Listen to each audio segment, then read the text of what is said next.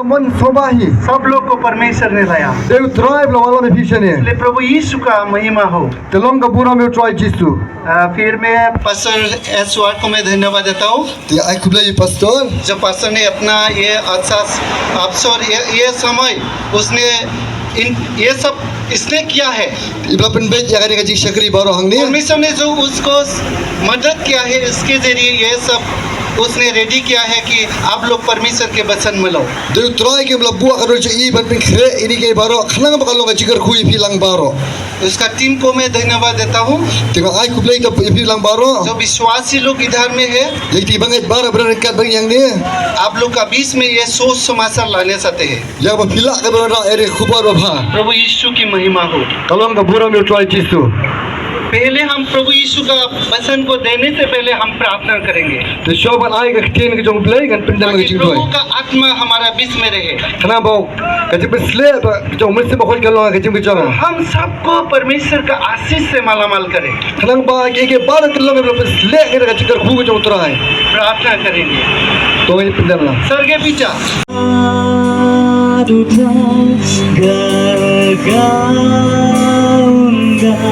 यीशु तेरा नाम रहे ऊंचा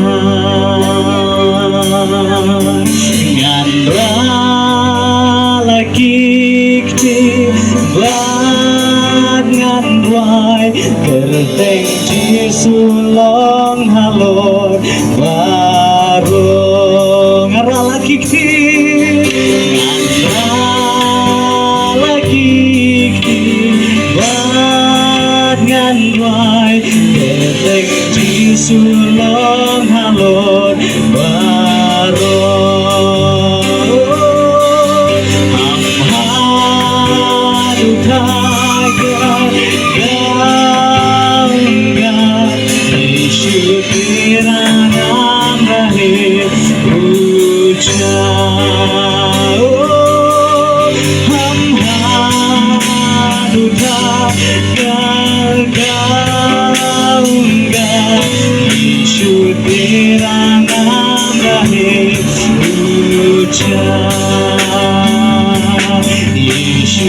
तेरा नाम रहे ऊंचा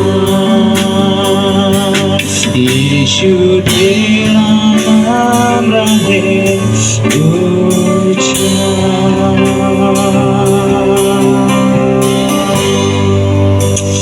Kutrai ra kutrai kishti jomi kutrai shami kupa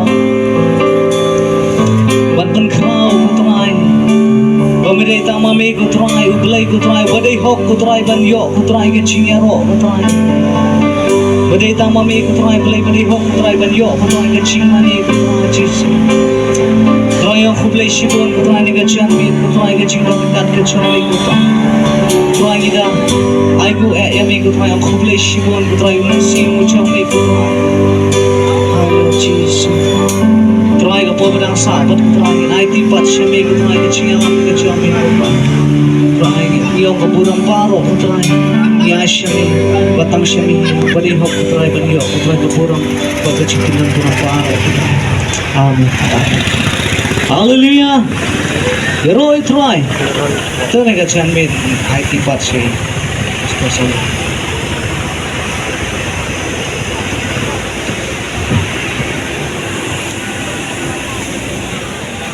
धन्यवाद वार्शिप टीम को।